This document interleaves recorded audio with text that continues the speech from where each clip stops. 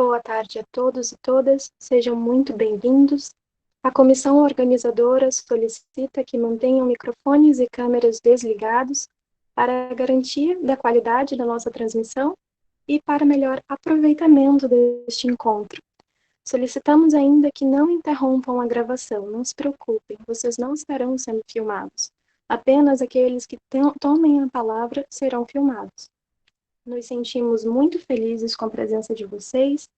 Em caso de problemas técnicos, pedimos que aguardem, pois os resolveremos em tempo hábil. O nosso encontro de hoje, mais uma palestra do ciclo de palestras discentes do PPGLA, será mediado pela professora Elaine Pereira Andreata. A professora Elaine possui graduação em Letras, habilitação Língua Portuguesa pela Universidade Regional do Noroeste do Estado do Rio Grande do Sul, especialização em ensino-aprendizagem de línguas, também pela mesma universidade, mestrado em Letras e Estudos Literários pela UFAM, e atualmente é professora na Universidade do Estado do Amazonas e doutoranda em Linguística Aplicada pela Unicamp. Tem experiência profissional na educação básica e no ensino superior. Possui pesquisas em literatura contemporânea, literatura e ensino, leitura e letramento, atuando também nas discussões do ensino-aprendizagem de língua materna, teoria e prática da leitura e produção textual, além de discussões que permeiam a interface entre linguagem, identidade e gênero. Professora Elaine, muito obrigada por ter aceito o nosso convite. Esperamos que este encontro seja frutífero a todos e todas. Professora, a palavra é sua. Boa tarde, muito obrigada. Eu não consegui reconhecer quem estava falando, então eu quero agradecer, não vou poder nomear aqui, depois você coloca no chat o seu nome, tá bom? Obrigada pela apresentação, obrigada também pelo convite. Só sinalizem no chat para mim se está todo mundo me ouvindo bem. É a Mariana, oi Mariana, que bom. E aí eu gostaria, né, também de fazer a apresentação, né, de hoje, muito obrigada ao PPGLA, né, e a Carla, no nome da Carla também, que entrou em contato comigo. A Carla foi minha orientanda na graduação, então é muito bom saber que ela segue aí pesquisando Violeta Branca, pesquisando o erotismo, então já gostaria de registrar isso. E começo aqui, né, apresentando essa discussão de hoje e as duas, né, palestrantes desse momento. Então, a palestra de hoje vai tratar do corpo erótico de Drummond e Violeta Branca e vai contar com a fala, né, da Carla e da Simone. A Carla Valéria Santos Medeiros, ela possui graduação em Letras, Língua Portuguesa pela Universidade do Estado do Amazonas, é atualmente pesquisadora bolsista FAPEU pelo Programa de Pós-Graduação em Letras e Artes, da UEA também, onde estuda a forma de realização do erotismo em ritmos de inquieta alegria, de Violeta Branca, sob orientação do professor Marcos Frederico Kruger. Tem interesse de pesquisa em estudos de autoria feminina, principalmente no que diz respeito à poesia. Com ela, né, também vai palestrar hoje a Simone Cláudia Picanso Batista, a quem eu terei prazer de conhecer hoje. Ela é pesquisadora e bailarina, é mestranda do Programa de Pós-Graduação em Letras e Artes pela Universidade do Estado do Amazonas, em que estuda o processo de criação em dança baseado na obra Corpo do poeta brasileiro Carlos Drummond de Andrade. Possui graduação em licenciatura plena em Letras, Língua Portuguesa, graduação em bacharelado em Dança pela Universidade do Estado do Amazonas, pós-graduação em Arte e Educação em Estudos Clássicos e atualmente faz parte do Corpo Artístico Balé Folclórico do Amazonas, da Secretaria de Cultura do Estado do Amazonas. Então, são essas duas mulheres que estarão falando hoje sobre o corpo erótico de Drummond e Violeta Branca, fazendo uma análise sobre esse corpo erotizado. Nós teremos, então, 1 hora, né, para a fala das meninas. Nós pedimos para que todos vocês, assim como já foi orientado pela Mariana, mantenham os seus microfones desligados, as suas câmeras desligadas, para que a gente tenha uma boa conexão. E também solicitamos que vocês, durante a palestra, se quiserem ir colocando perguntas no chat, eu vou anotando essas perguntas, para ao final dela, né, podermos fazer essas perguntas à Simone e à Carla. Então, agora, deixo com vocês, meninas, estão devidamente apresentadas, uma boa apresentação.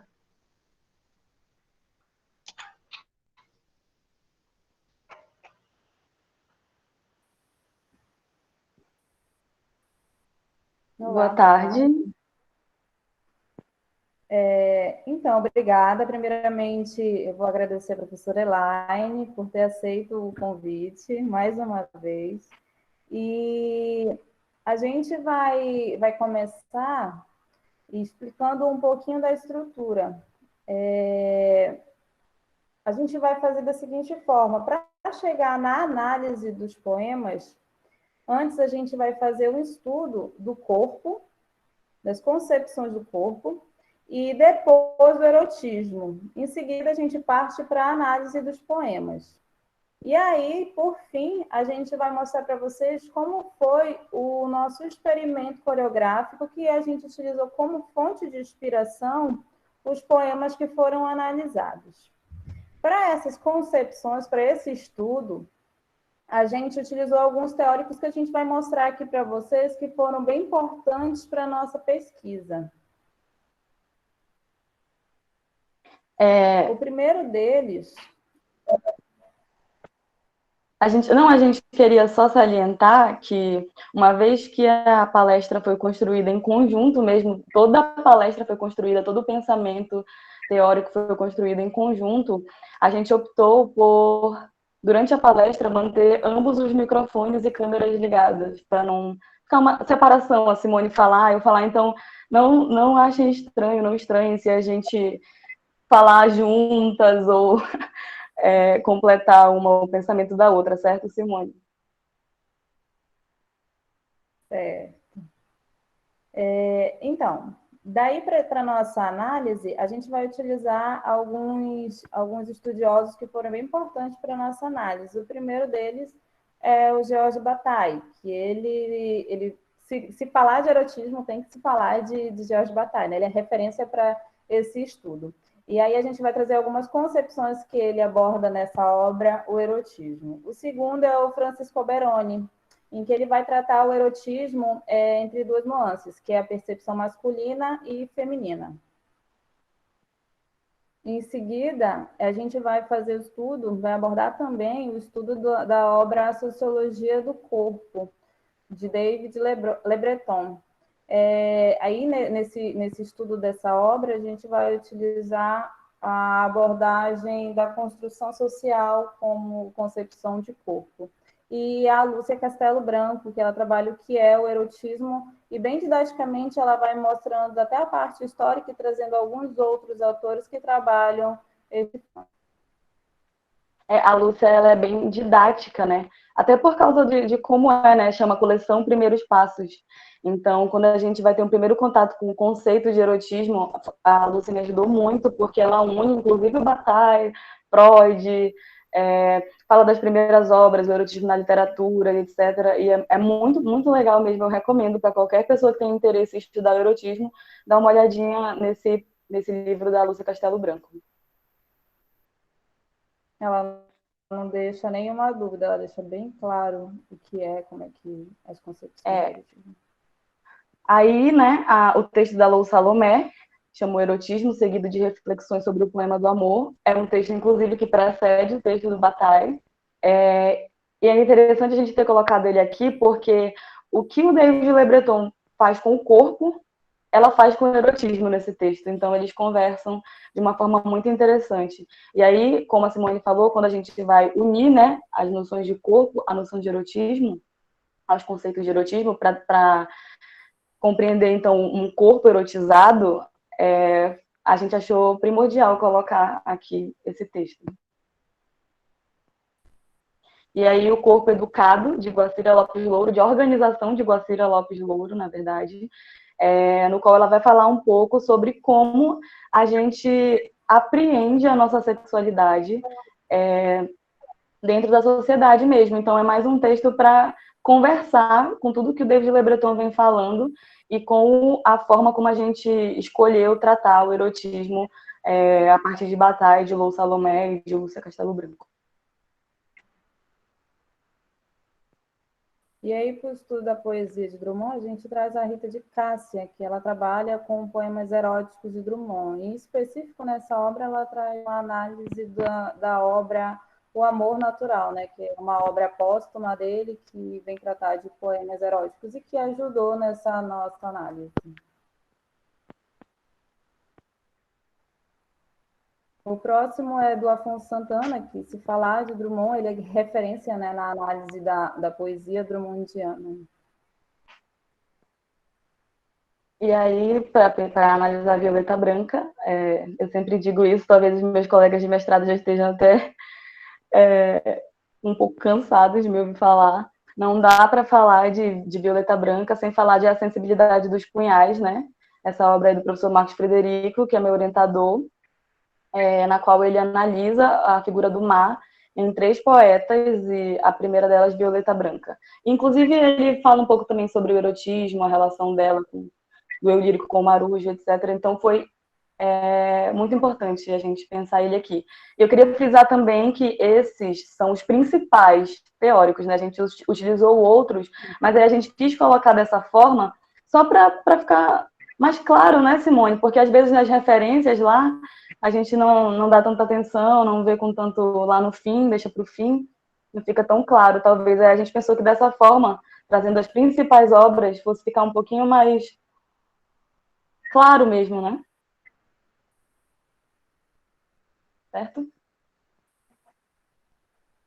Então, como a Simone falou no começo, a gente, para fazer a análise dos poemas, né, para pensar o corpo erotizado dentro da poesia da Violeta Branca e do Carlos Drummond, a gente começou primeiro a pensar corpo, a estudar alguém que nos dissesse um pouco mais sobre como se constrói, como se apreende a relação do indivíduo com o seu corpo e com os outros e com a sociedade, etc. Então, o Le Breton, né, aquele livro que a gente viu lá no primeiro slide, ele vai dizer que a corporeidade humana é um fenômeno social e cultural. Então, ao longo da vida, a gente vai construindo a nossa... E talvez construindo nem seja uma palavra mais adequada, mas a gente vai, assim, pensando o nosso corpo, entendendo o nosso corpo, continuamente. É um processo contínuo, segundo Le Breton, né? Apesar de ser contínuo, na infância e na adolescência, é mais forte esse processo.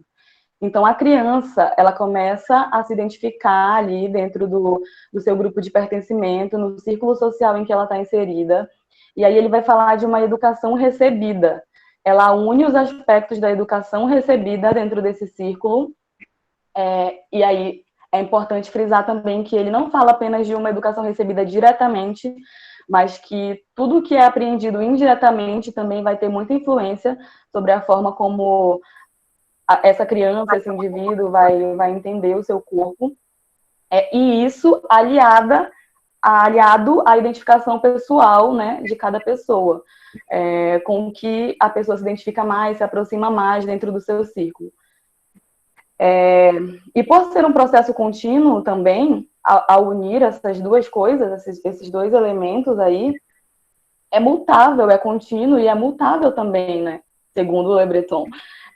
Porque vai depender, inclusive, dos diferentes papéis sociais que a pessoa exerce no decorrer da sua vida. Uma mulher, por exemplo, que engravida, ela passa a ter, em determinado ponto da vida dela, uma outra relação com o seu corpo, e, consequentemente, uma outra relação com o corpo que ela gerou, né, e os outros corpos a seu redor. Enfim. Simone, vai querer comentar uma coisa aqui nesse ponto? E dentro, sim, e dentro desse grupo social que ele está inserido, ainda há outros grupos sociais que interferem, né, nessa concepção e entendimento de corpo, do seu corpo e a sua relação com o outro.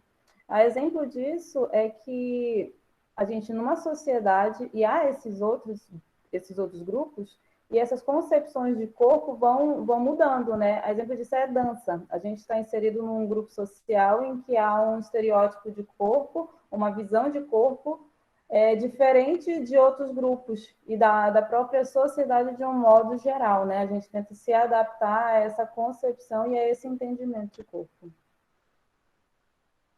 Sim, então é nesse sentido que a gente optou por colocar as citações assim, para aí a gente conseguir ler juntos, né? E partir daí a discussão. E é nesse sentido, então, que o Le Breton vai dizer assim, que a expressão corporal é socialmente modulável, mesmo sendo vivida de acordo com o estilo particular do indivíduo. Os outros contribuem para modular os contornos de seu universo e a dar ao corpo o relevo social que necessita. Oferecem a possibilidade de construir-se inteiramente como ator do grupo de pertencimento. No interior de uma mesma comunidade social, todas as manifestações corporais do ator são virtualmente significantes aos olhos dos parceiros. Elas só têm sentido quando relacionadas ao conjunto de dados da simbologia própria do grupo social. Não há nada de natural no gesto ou na sensação. Então, aqui eu acho que fica bem claro, né, o que o Le Breton quer dizer com uma sociologia da corporeidade humana, né, sobre como o outro contribui mesmo para modelar a forma como a gente entende o nosso corpo, sente o nosso corpo e também a relação dele com esse outro, né, com esse outro indivíduo, e ainda essa relação dentro de um grupo específico, dentro de um círculo social específico. É interessante aqui no fim, quando ele diz elas, né, essas manifestações corporais, como gesto e sensação, por exemplo, só tem sentido dentro da simbologia do próprio grupo social. O que faz com que... O que é o fato em que ele baseia, né, essa noção de sociologia da corporeidade humana. Não há nada de natural no gesto, né? É todo aprendido, todo ou boa parte dele, porque lá na frente ele vai dizer também que é de acordo com o estilo particular do indivíduo também, né? Então não é apenas isso, mas é muito importante pensar dessa forma. Isso, e Lenardt, ele também salienta, num estudo que ele faz sobre essas concepções de corpo, que, por exemplo, num grupo, numa comunidade de nativos que mora na França, na Nova... Caledônia. Nova Caledônia. Eu esqueço o nome. Isso, na Nova Caledônia, esse grupo, ele não tem um termo específico para determinar ou para se dirigir às partes do corpo, órgãos. Isso, se a gente chega lá, alguém da nossa cultura chamando mão de mão, eles não vão entender, eles não têm um termo específico para se dirigir a essas partes do corpo, o osso e os membros, eles utilizam termos relacionados à natureza, aos vegetais, a frutas. Então, essa simbologia que está empregada nessa cultura só faz sentido quando inserido lá. Se a gente está inserido, se de repente é inserido na nossa cultura, para a gente não faz sentido. Mas a gente também vê que a grande maioria dos poetas, alguns, na verdade, né, que trabalham com a poesia erótica, eles fazem também essa associação. Para se dirigir às partes genitais, eles usam de nomenclaturas da floresta, né, do ambiente, para se dirigir a essas genitais, a essas partes do corpo, que eu achei super interessante isso. A Eliane Robert Moraes, uma professora da USP, né? Se eu não me engano, tenho quase certeza, da USP, ela tem um artigo sobre isso, sobre o Eros comportado, sobre como ela diz isso, eu achei muito interessante, sobre como é muito comum os poetas, ao se referirem aos órgãos femininos, falar como é uma flor, é uma bela flor delicada, né? Mas isso aí eu acho que a gente pode pensar um pouco mais lá na frente. A gente está se adiantando, se precipitando, né, Simone? Isso que eu disse, eu estou me referindo ao que eu disse. Então, em relação a isso também, a Louro, daquele livro Pedagogia da Sexualidade que a gente viu lá no começo, ela vai dizer que muitos consideram que a sexualidade é algo que todos nós, mulheres e homens, possuímos naturalmente. Aceitando essa ideia, fica sem sentido argumentar a respeito de sua dimensão social e política, ou a respeito de seu caráter construído. A sexualidade seria algo dado pela natureza, inerente ao ser humano. Tal concepção usualmente se ancora no corpo e na suposição de que todos vivemos nossos corpos universalmente da mesma forma. Nessa perspectiva, nada há de exclusivamente natural nesse terreno, a começar pela própria concepção de corpo ou mesmo de natureza. Através de processos culturais, definimos o que é ou não natural, produzimos e transformamos a natureza e a biologia e, consequentemente, as tornamos históricas. Os corpos ganham sentido socialmente. A inscrição dos gêneros feminino ou masculino nos corpos é feita sempre no contexto de uma determinada cultura e, portanto, com as marcas dessa cultura. E aí casa perfeitamente com esse exemplo que a Simone deu, né? Desse estudo aí dos canaques, né, Simone? Que sequer tem uma palavra. Sequer, olha de onde parte. Eles sequer têm uma palavra para nomear o corpo por causa da forma como eles entendem o corpo ligado à vegetação, ao meio, ao cosmo. Então, aqui a gente começa a pensar, inclusive, sobre a nossa sexualidade, né? O corpo e a sexualidade. Segundo o Louro, e também segundo o Le Breton, pensando junto ao Le Breton, não há nada de natural nisso. Quando a gente pensa, nós conversávamos sobre isso, né, Simone? Quando a gente pensa, por exemplo, quais são as marcas de feminilidade? Gestos mais delicados, movimentos não tão bruscos. Mas o que é que marca isso? Quem é que dita isso, né? Será que a menina nasce se sentando já com a perna dobrada, com a perna cruzada? Ou será que ela passa a cruzar a perna porque alguém passa a vida toda dizendo senta direito, senta que nem uma mocinha, né? E aí ela percebendo o padrão das mocinhas ao redor dela, né? Apenas reflete, né? Todo esse ensinamento. E a gente pode ver isso ao longo da história, né? Como é que foram construídas essas concepções do que é feminino, de como se portar, dos gestos que uma mulher tem que fazer, do que tem que vestir, do que tem que usar para ser considerada feminina. Mas, e além dessa mudança, há a mudança cultural, né? Que de uma cultura para outra, ela também vai mudando. E aí só prova como o meio, a sociedade influencia nessa concepção de corpo que a gente entende e de sexualidade também. Então, dentro disso, né, a gente começa a pensar que houve desde Platão, né, e que também modulou as noções ocidentais, moldou, na verdade, as noções ocidentais de corpo dentro de uma concepção dualista, que a gente vai entender como uma compreensão dualista do corpo, né, que separa, que causa uma cisão de corpo e alma, no caso de Platão.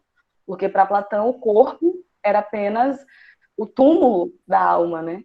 Algo completamente separado. E aí Descartes também, no discurso do método, vai pensar da mesma forma, mas aí pensando corpo e mente, né? E ainda o corpo, a mente, desculpa, em detrimento do corpo, né? Pensando a razão, assim, porque já que o corpo é o lugar onde estão as doenças, é o lugar que degenera. Então, essa compreensão dualista de separar corpo e alma, ou corpo e mente, persistiu durante muito tempo, e por causa de Platão, norteou o pensamento ocidental, é importante dizer, ocidental, da compreensão da corporeidade humana mesmo. Então, mas... Sim, sim. E aí... Pode continuar. Não, Pode continuar. vai. Daí a gente vem em contrapartida, a gente traz Marx e Freud, que eles contradizem, eles vão contra essa ideia, né? Eles pensam essa dualidade, que essa dualidade não existe como um só, como algo unido, como se ela não que fosse único, mas está diretamente relacionada, né? O Le Breton vai E aí dizer. eu penso que. Desculpa, Pode continuar, amiga. Simone. Desculpa, normal, normal. Tá, o Le Breton vai dizer então que é porque tá atrasado. Eu não consigo te ouvir no momento em que tu fala, entende? Aí é por isso que a gente acaba falando juntas, porque tá atrasado o vídeo e o áudio um pouquinho para mim. Mas tudo bem, acontece, né? Vamos nos adaptando. Então, o Le Breton vai dizer que o Marx foi o primeiro a estabelecer uma noção de sociologia do corpo. E ele até diz assim, é claro que Marx tinha outras preocupações mais urgentes, maiores, né, do que pensar o corpo de forma metódica. Mas, ao pensar a relação entre trabalho e a degeneração do corpo do trabalhador, ele permitiu, digamos assim, ele nos deu as ferramentas, segundo Le Breton, né, para a gente começar a pensar essa sociologia do corpo, a forma como o meio influi sobre a gente tão fortemente que pode degenerar, né, os nossos corpos. E aí o Freud também, dentro dessa concepção de que vai de encontro, né, ao que a gente falava anteriormente de Platão e Descartes, o Freud pensa, por exemplo, que no ato sexual estão inseridos muito mais do que sensações genitais, mas também processos psíquicos, como agressividade, ansiedade, angústia, tristeza. Então, aqui a gente tem um pensamento mais fechadinho, né? Mais ligado, mais circular, que discorda desse pensamento platônico de cisão entre corpo e alma, ou corpo e mente. Então, Le Breton vai dizer que, assim, o corpo não é só uma coleção de órgãos arranjados segundo leis da anatomia e da fisiologia. É, em primeiro lugar, uma estrutura simbólica, superfície de projeção passível de unir as mais variadas formas culturais. Em outras palavras, o conhecimento biomédico, conhecimento oficial nas sociedades ocidentais, é uma representação do corpo, entre outras, eficaz para as práticas que sustenta. Mas tão vivas quanto aquelas, e por outros motivos, são as medicinas ou as disciplinas que repousam em outras visões do homem, do corpo e dos sofrimentos. E aí a gente lembra, né, Simone, um estudo que o Le Breton cita, que nós gostamos muito, enquanto nós líamos e discutíamos, é da Yvonne Verdier, em que ela analisa um povoado no interior da Borgonha, onde as mulheres, quando menstruadas, segundo a tradição deles, não podem descer até a adega da família, porque é lá onde estão, sei lá, o bacon, as emulsões, as compotas, as coisas em conserva. Então, a Ivone até fala de uma forma muito interessante. Ela diz assim: uma vez que a mulher está menstruada e, portanto, infértil, se ela chegar perto, se ela chegar perto de qualquer coisa que precise dar liga, qualquer coisa que lembre uma gestação, ela aborta esse processo. Ela abortaria esse processo. Então, eu acho que, partindo dessa citação do Le Breton, pensando esse estudo da Ivone, a gente pensa um pouco sobre como no conhecimento popular, nas medicinas populares, né, nessas que não são como ele diz aqui, os conhecimentos oficiais, as medicinas oficiais, as tradições oficiais, as concepções, né, há muito forte essa noção da relação entre o corpo e o cosmos, porque se o corpo da mulher pode interferir sobre uma conserva por ela estar menstruada, entende? Não há cisão nenhuma aí nesse pensamento. Né, Simone? Sim, e até na própria medicina chinesa. Na medicina chinesa, eles têm isso tão forte da relação com o outro, que não há essa cisão, essa separação, que eles entendem que a tua emoção mexe diretamente com o estado do teu corpo. Se tu tá se sentindo triste, alguma parte do corpo vai refletir isso, vai expor essa sensação. E aí a gente vê até no nosso cotidiano, né? Se a gente está nervoso, se a gente está apaixonado, se a gente está ansioso, o corpo reage. Então não tem como pensar o corpo, mente, emoção como coisas desassociáveis, né? Há uma relação simultânea entre eles. E eu acho que é exatamente por isso que ele fala aqui, né, das sociedades ocidentais, porque, sei lá, o yoga, por exemplo, o Feng Shui, né, são todos pensamentos que estabelecem ali uma relação que não pode se desassociar entre corpo e cosmo, entre corpo e o outro, entre corpo e o meio, e si mesmo, né? E nem a gente nem precisa ir tão longe, nem precisa ir para a medicina chinesa, né? O que é os benzedores que a gente tem aqui na nossa cultura, né? Essas pessoas que pegam, que impõem as mãos, por exemplo, e acreditam que elas modificando uma energia ou uma sensação, algo ali no cosmo, elas podem te curar de determinada doença, elas te pegando de determinada forma, elas podem limpar os teus órgãos, né? Então não precisa ir muito longe, não. A gente popularmente pensa muito mesmo, tudo assim, muito ligado. E na própria religião a gente vê essa dissociação, essa separação, né? Como se o espírito, a alma pertencesse a um campo e a carne, aquela que não pode ser poluída, aquela que tem os seus desejos, mas não pode ser controlada, tem que ser reprimida, né? E há essa dualidade na própria religião, que eu penso, né, uso dizer, na verdade, que teve interferência dessa concepção platônica também, dessa cisão, né? É verdade, né? Porque se a gente for pensar, o corpo no cristianismo é complicado, assim, é pano para manga, porque se de um lado o cristianismo pensa o corpo como há muitos versículos, né? A carne é fraca, o espírito é forte. Quando o espírito não, quando você não alimenta o espírito, a carne faz com que você padeça. Cuidado com as concupiscências da carne, né? Porque o próprio pensamento do cristão, né, a essência mesmo do cristianismo, é você pensar que o seu corpo é só um momento e o que importa mesmo é viver uma vida pensando na alma que é eterna, que vai para algum lugar depois desse meio que a gente está. Mas aí, se por um lado há essa desassociação, por outro lado, e também essa espécie de, eu não sei, demonização, para continuar no cristianismo, essa espécie de demonização do corpo, por outro lado, por exemplo, se a gente for pensar num dos rituais mais sagrados do cristianismo, é a Santa Ceia, né? Onde eles comem o corpo de Cristo, onde se come o corpo de Cristo, se bebe o sangue de Cristo, né? E quando se pensa também que eles te ensinam sobre como o corpo é o templo do Espírito Santo e você precisa preservá-lo, você precisa cuidar dele. Então, realmente, mas é muita reflexão sobre isso mesmo. E aí, né, aqui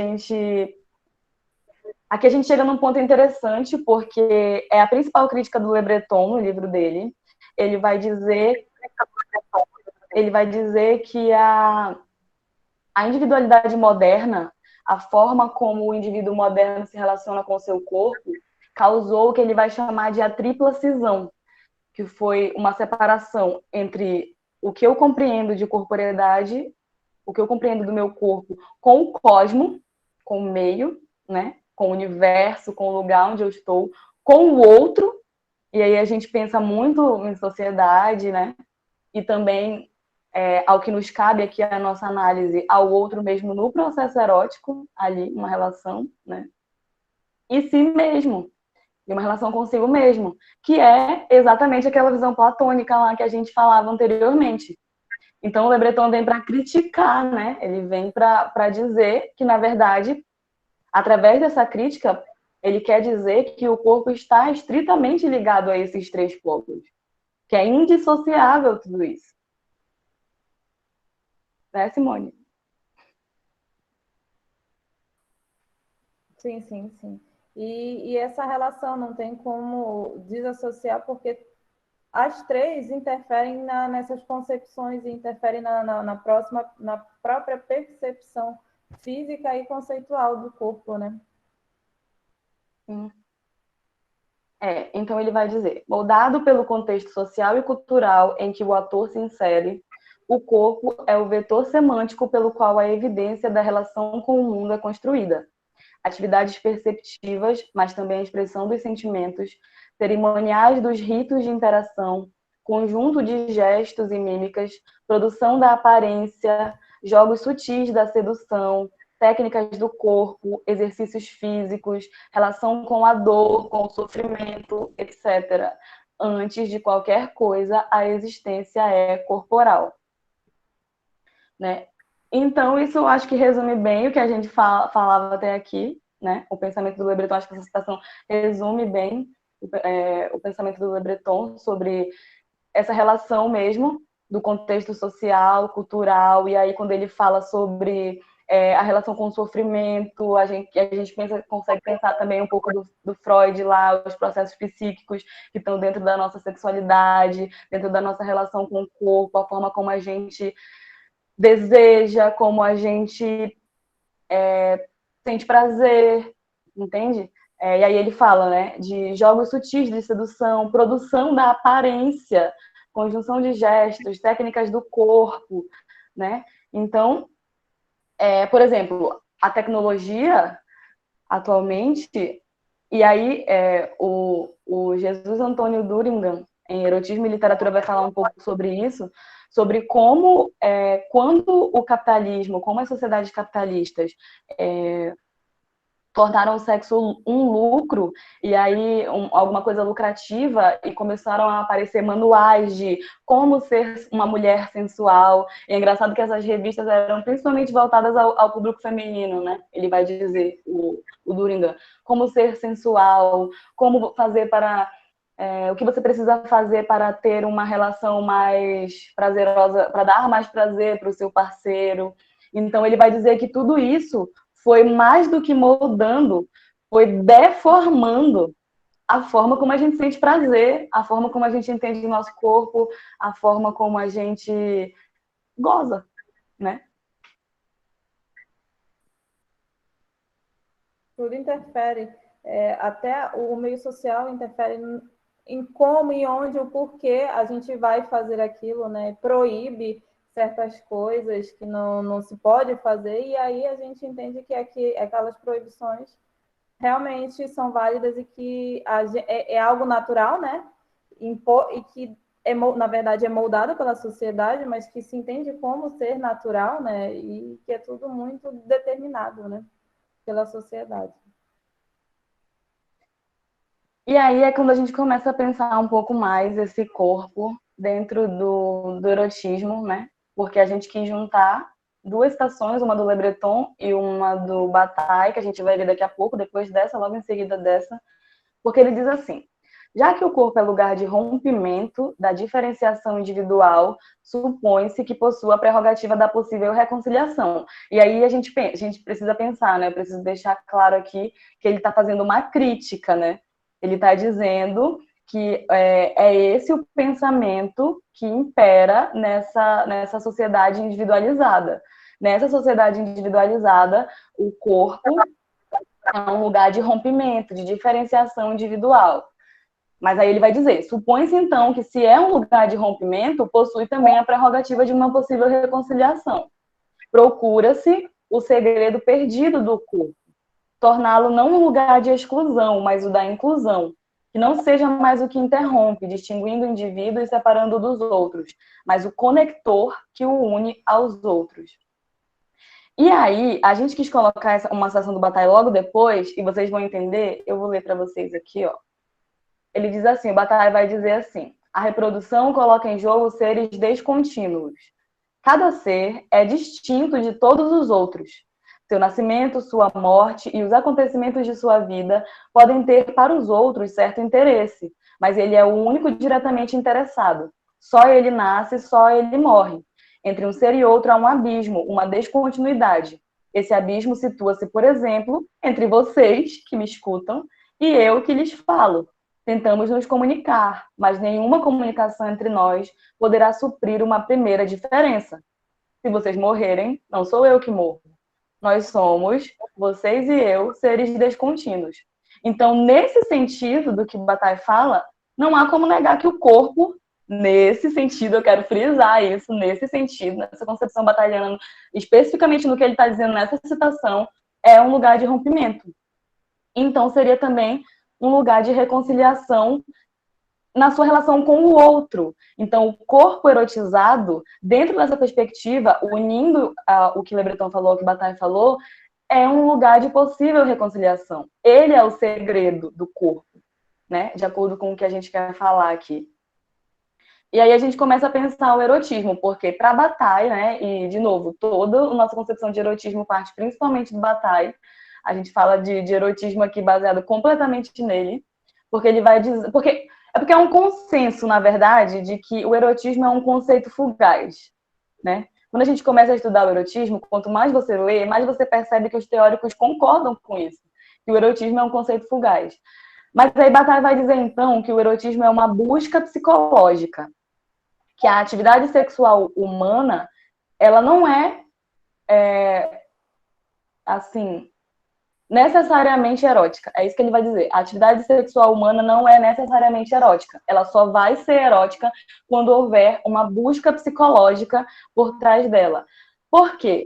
Porque o erotismo, ele, segundo Bataille, né, ele é um fim em si mesmo, ele vai dizer. Eu acho a citação de Bataille maravilhosa. O erotismo é um fim em si mesmo, porque o fim natural da atividade sexual é a reprodução.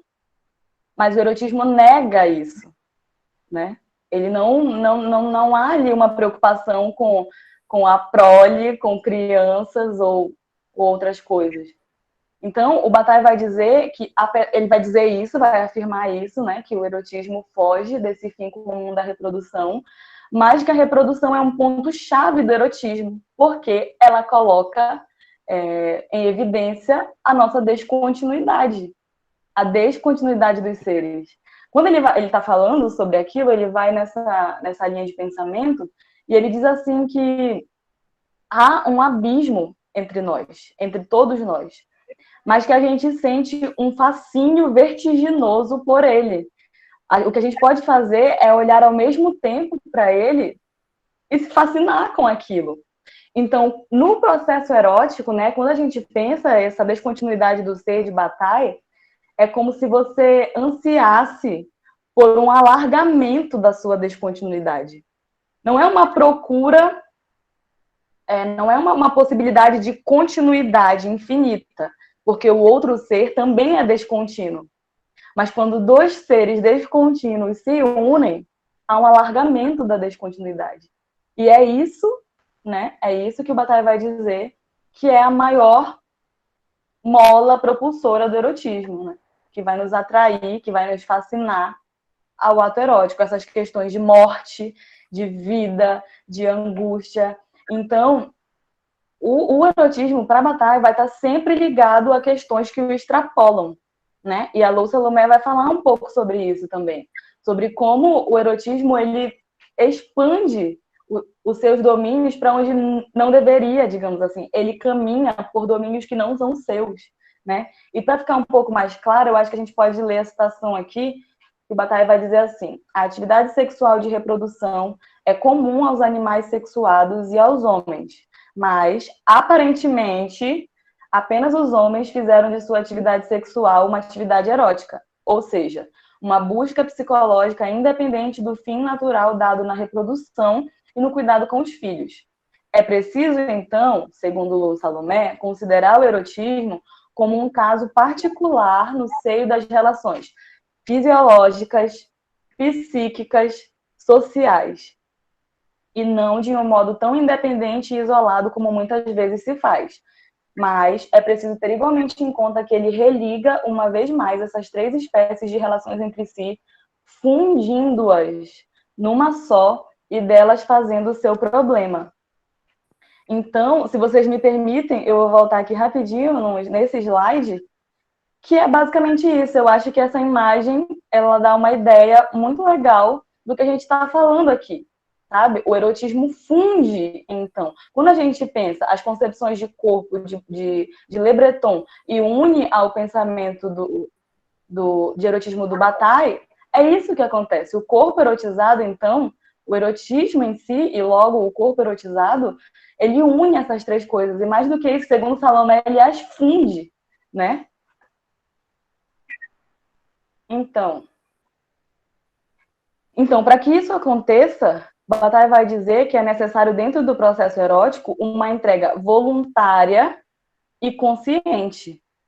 Porque no ato sexual há uma violação do corpo, né?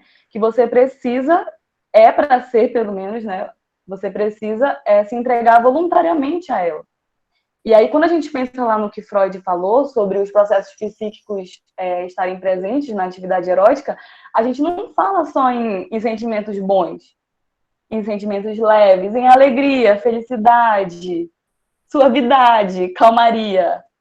Muito pelo contrário, se a gente for pensar no pensamento batalhano, é angústia, é vingança, é agressividade, é ansiedade, no caso da Violeta Branca, inquietação. Olha só, o título do livro da Violeta é Ritmos de Inquieta Alegria. Então, quando a gente vai pensar essa relação erótica, é uma alegria inquieta. Então, é uma espécie de desprazer para ter prazer. E eu queria frisar aqui sobre esse ponto uma coisa muito importante, que não é como se o desprazer fosse um mal necessário para chegar ao prazer, mas a gente frui desse desprazer também. E aí o Bataille vai dizer que nessa relação, e aqui eu já começo a falar um pouco sobre essa relação erotismo e interdito, erotismo e transgressão, o Bataille vai dizer que o erotismo é a transgressão por excelência, né? E uma situação muito interessante que ele diz, que eu infelizmente não coloquei aqui, porque a gente, né, por causa do tempo mesmo, mas ele vai dizer assim, que as barreiras no processo erótico, elas não são simplesmente abertas, sabe? Às vezes, é até necessário, no momento da transgressão, afirmar a solidez dessas barreiras. Porque, e aí eu acho que essa citação, para a gente ir avançando um pouco mais rápido, né? Essa citação explica um pouco o que eu estou falando. Ele diz assim: a verdade dos interditos é a chave de nossa atitude humana. Nós podemos saber com exatidão que os interditos não são impostos de fora. Isto nos aparece na angústia, no momento em que transgredimos o interdito, sobretudo no momento suspenso em que ele ainda atua. O que eu dizia sobre essa relação entre erotismo e interdito ser tão forte que um encontra o seu motivo no outro, né? A sua razão no outro de alguma forma. Porque se o erotismo é transgressão por excelência, como vai dizer Bataille, ele não tem sentido de ser se não houver o que transgredir, se não houver o interdito. Mas ele também não intenta, segundo o que Bataille está dizendo aqui, excluir o erotismo, apenas suspendê-lo. Então ele não joga contra ele joga com ele. Porque, né, se observamos o interdito, voltando à citação, se observamos o interdito, se lhe somos submissos, deixamos de ter consciência dele. Mas experimentamos, no momento da transgressão, a angústia sem a qual o interdito não existiria. Tendo consciência e nos entregando voluntariamente a esse processo, a gente experimenta, no momento da transgressão, a angústia sem a qual o interdito não existiria. É a experiência do pecado. A experiência conduz à transgressão acabada, à transgressão bem-sucedida, que, conservando o interdito, para mim essa é a chave da citação, conservando o interdito, conserva para dele gozar. A experiência interior do erotismo exige daquele que a faz uma sensibilidade não menor à angústia que funda o interdito do que ao desejo que leva a infringi-lo. É a sensibilidade religiosa que liga sempre estreitamente o desejo e o pavor, o prazer intenso e a angústia.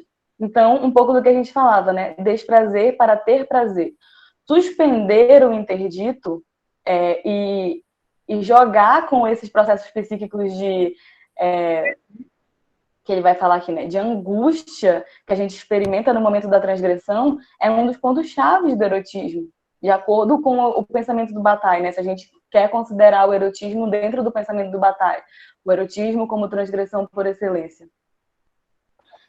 Então, aí, acho que para finalizar aqui o que a gente está dizendo sobre erotismo especificamente, Otávio Paz vai dizer que no seio da natureza o homem criou um mundo à parte, composto por esse conjunto de práticas, instituições, ritos e ideias que chamamos cultura.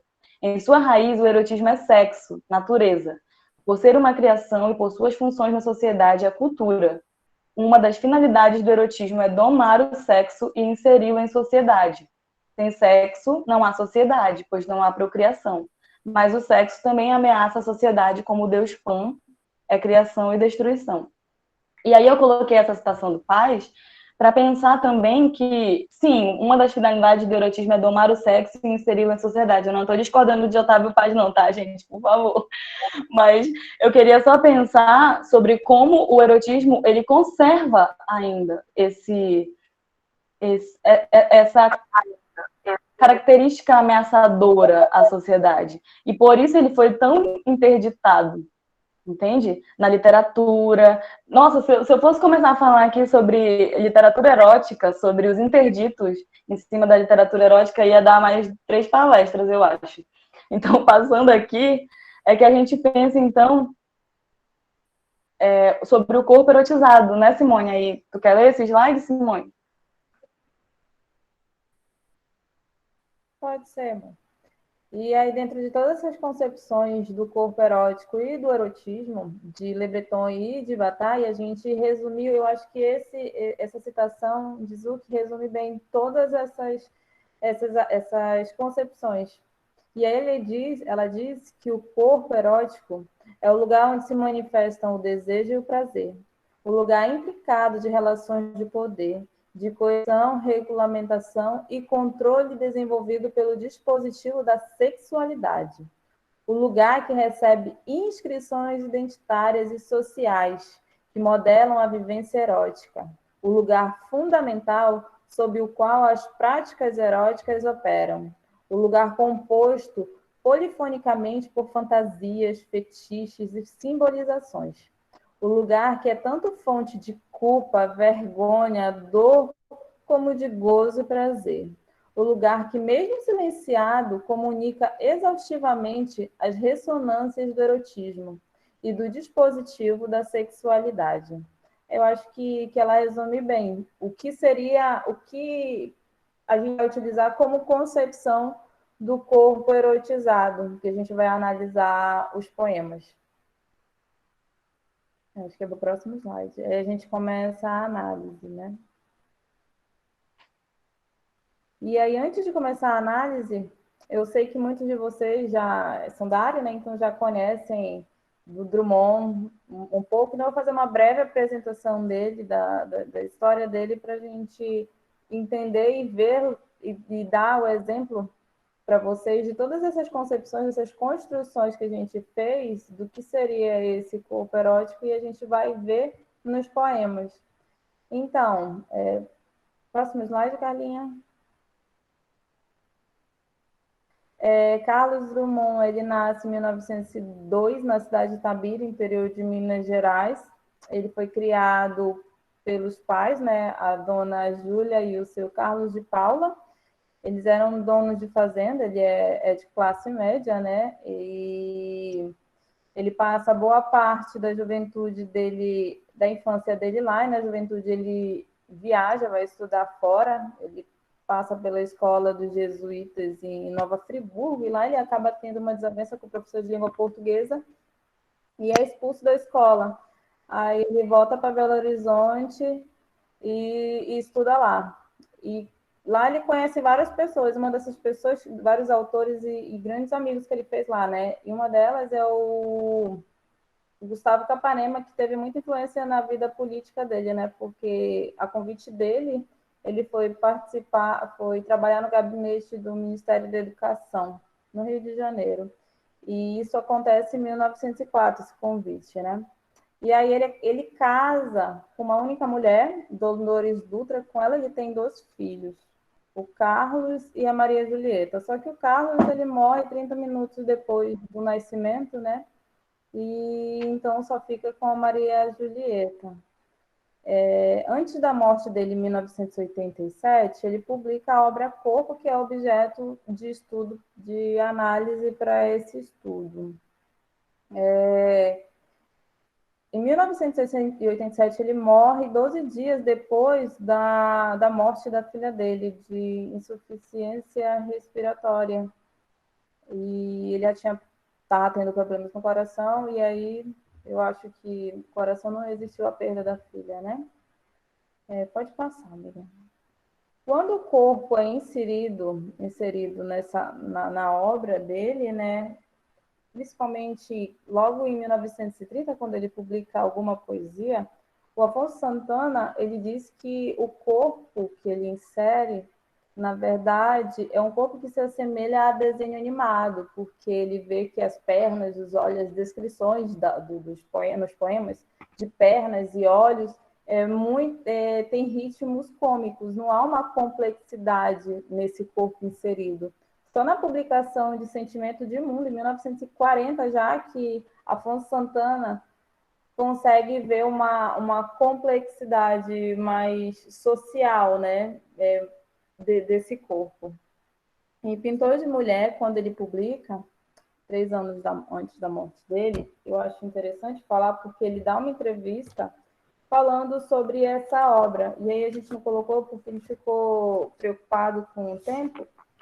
E aí ele fala que o corpo, na verdade, trata da reunião de todas as virtualidades do ser humano, não somente físicas, como espirituais e morais. Evidentemente, corpo não é um tratado de filosofia nem de religião, mas procurei destacar certos aspectos do corpo como motivo de poesia, principalmente o corpo da mulher, porque, para mim, o sexo é uma das maiores riquezas do próprio corpo. Ele deu uma entrevista para a revista de gente muitíssimo importante, com Gilberto Mansur. Aí ele fala sobre essa obra. E aí a gente traz para vocês o primeiro poema, né?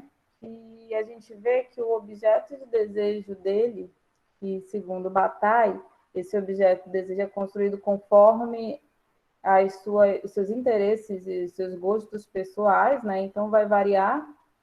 E aí, nesse caso, o objeto de desejo nessa obra, que em corpo, na verdade, a gente vê bem forte o corpo feminino, e nesse caso o eu lírico é um homem, mas antes da gente começar a análise, é interessante que eu leia, né? Então, Pintor de Mulher, Augusto Rodrigues. Este pintor sabe o corpo feminino e seus possíveis, de linha e de volumes reinventados. Sabe a melodia do corpo em variações entrecruzadas. Lê o código do corpo de A ao infinito, dos signos e das curvas que dão vontade de morrer de santo orgasmo e de beleza. Então, como dito, o objeto de desejo dele, logo no segundo verso, a gente vê que é o corpo feminino. E que ele dá a intenção de que esse pintor, ele é conhecedor das formas do corpo feminino, né? De volumes reinventados. Então, a gente pode até dizer que esses volumes, essas formas, estão muito ligados ao perfil estético do corpo que ele que o corpo feminino que ele teve influência ao longo da vida, né? E que talvez possa ter influenciado nessa concepção. E aí ele ainda sugere simbolicamente uma relação do ato sexual, em que ele diz, sabe a melodia do corpo em variações entrecruzadas. Essa melodia do corpo está ligada aos sons típicos do ato sexual, o gemido, a fricção entre os corpos, né? Aí, mais uma vez, ele enfatiza em ler o código do corpo de A ao infinito.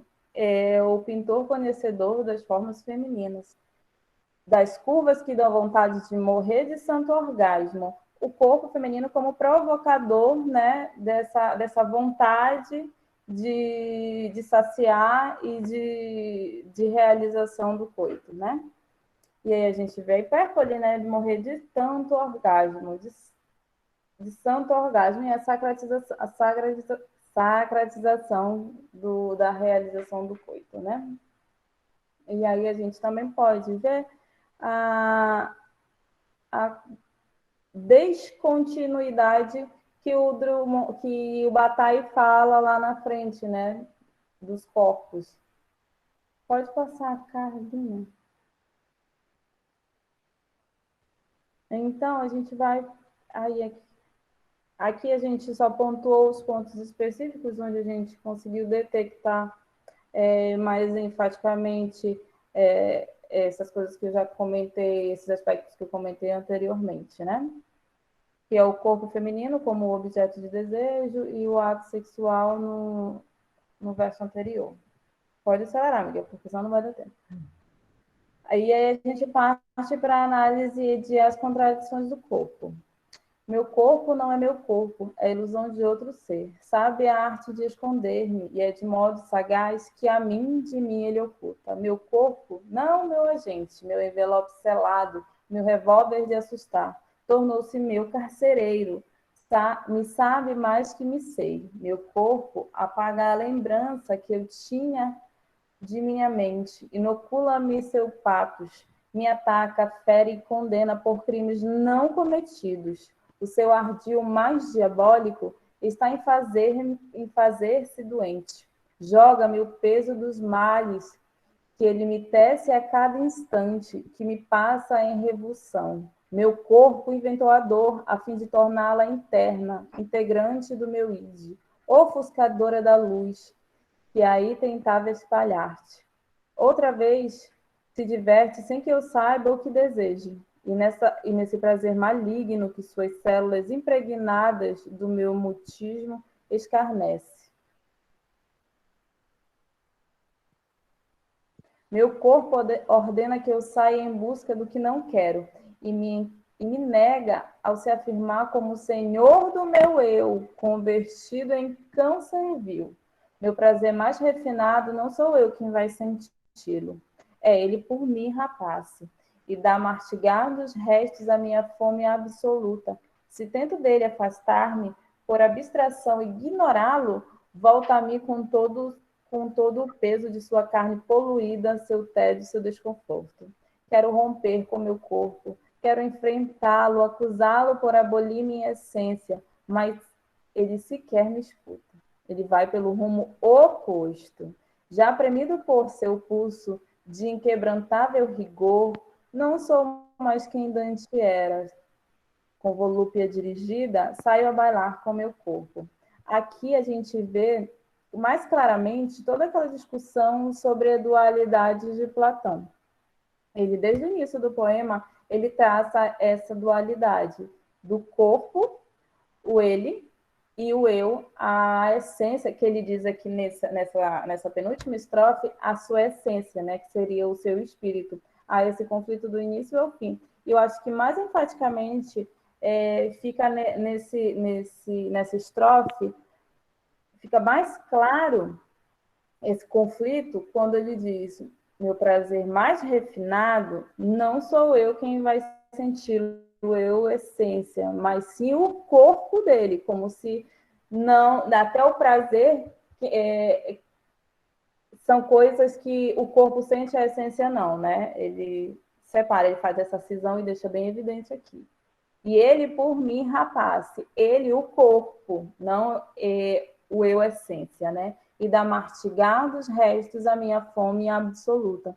E aí a gente ainda vê que ele é consciente, aquela consciência que Bataille fala também está presente. Ele é consciente de tudo que está acontecendo, dessa cisão entre eles, ele é consciente. O conflito chega a gerar violência também, né? Que há o valor simbólico do uso do pulso como a mão, o controle desse corpo, ele já perdeu o controle, não tem como controlar o corpo nem o instinto carnal e os desejos.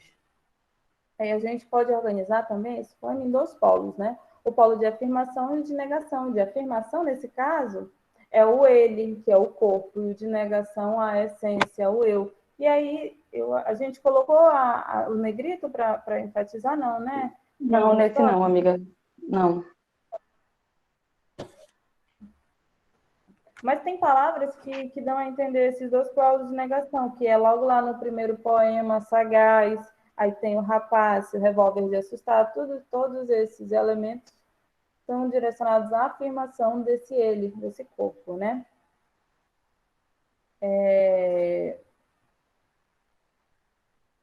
Eu acho que é isso, amiga. Pode passar para o outro. E aí, um minuto depois, que a Carla, eu vou pedir para a Carla ler, né? Porque ela adora esse poema. Ela se identificou com ele de tal forma que ela lê, né? Ai, tá bom. Um minuto depois. Nudez, último véu da alma, que ainda assim prossegue absconsa. A linguagem fértil do corpo não a detecta nem decifra. Mais além da pele, dos músculos, dos nervos, do sangue, dos ossos, recusa o íntimo contato, o casamento floral, o abraço divinizante da matéria, inebriada para sempre pela sublime conjunção. Ai de nós, mendigos famintos, pressentimos só as migalhas desse banquete além das nuvens, contingentes de nossa carne. E por isso, a volúpia triste, um minuto depois do êxtase. Isso aqui é um poema, meus amigos. Obrigada, Carla. Estou batendo palmas aqui na minha alma. Então, a gente também consegue ver traços dessa dualidade platônica no poema. Há também um conflito, né? Aqui, na verdade, é uma busca pelo abraço, pelo casamento floral, que seria a união do corpo e da mente. Ele consciente de que há essa separação, ele tenta unir. Por essa razão, e aí a gente vê que também acontece o ato sexual, né? Mas isso não é o suficiente para esse casamento floral, para a união de alma e corpo, né? De espírito e corpo. Não há o prosseguir, não há continuidade. E aí, por essa razão, ele ainda diz: ai de nós, mendigos famintos, pressentimos só de migalhas desse banquete além das nuvens, contingentes de nossa carne. Porque, como não há continuidade e não há união desses dois polos, desses dois elementos, não há o casamento. E aí ele começa, né, falando diferenciando, fazendo essa descrição do corpo, né? E depois aí acontece a conjunção, o ato sexual, e depois ele diz que mesmo que aconteça esse ato sexual, eu acho que os dois últimos versos, resumem bem, né? Que mesmo que tenha acontecido o ato sexual, não houve o casamento floral, não houve o abraço divinizante. Olha só, ele usa o termo divinizante, algo divino, né? Que foge da matéria. E aí ele diz: é por isso a volúpia é triste um minuto depois do êxtase. Então é isso, eu vou passar a bola para Carla começar a análise da violeta branca. Então, essa é Violeta Branca, né? A obra que a gente vai estudar aqui é Ritmos de Inquieta Alegria, a primeira obra dela. Vou falar um pouquinho também, muito brevemente, porque por causa do tempo, né? Aqui nasceu em 1915, em Manaus. Lançou Ritmos de Inquieta Alegria em 1935, no Rio de Janeiro. E um fato interessante sobre isso é que essa obra foi lida à distância de alguns anos, né? Porque ela só foi encontrada depois, num sebo, no Rio de Janeiro, pelo professor Marco Frederico. E aí foi relançado em 98 pela coleção Resgate, da editora Valer. Em 1937, ela foi aclamada à Academia Amazonense de Letras por essa obra, sendo a primeira mulher a entrar numa instituição desse tipo no país. Depois publicou Reencontro, mudou-se para o Rio, né? E publicou Reencontro, segundo seu segundo livro.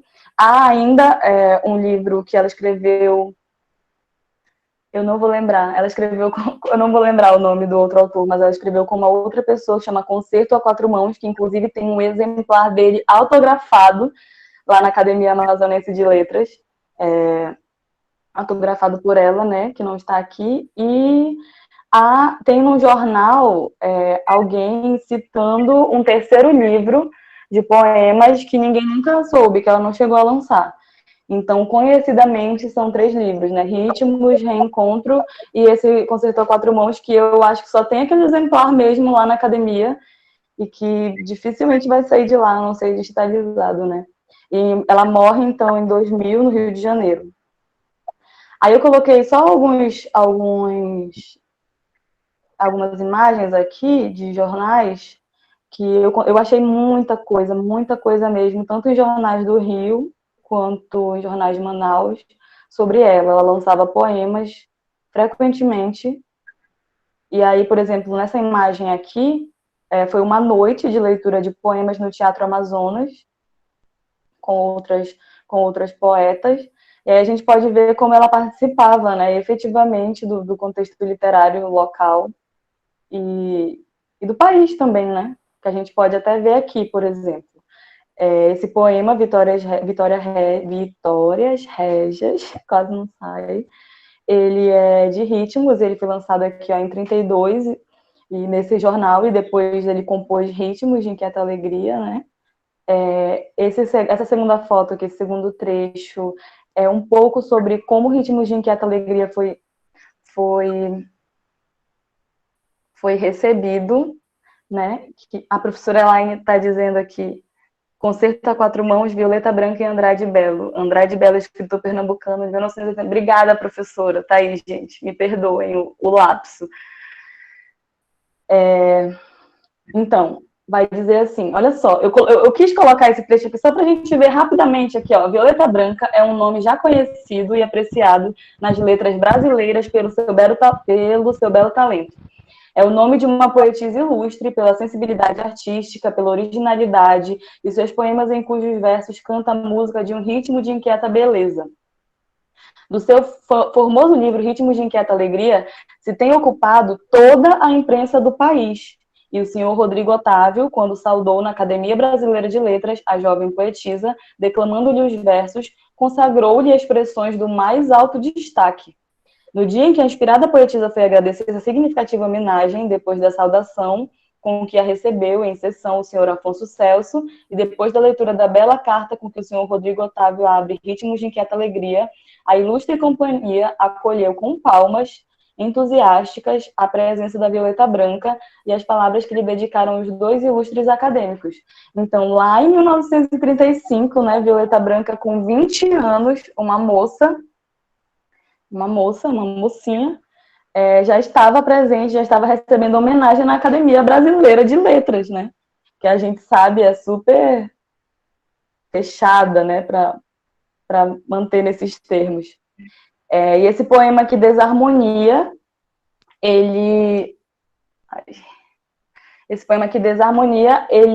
eu coloquei ele aqui especificamente por causa de uma coisa. Às vezes, eu encontrei poemas que mudam.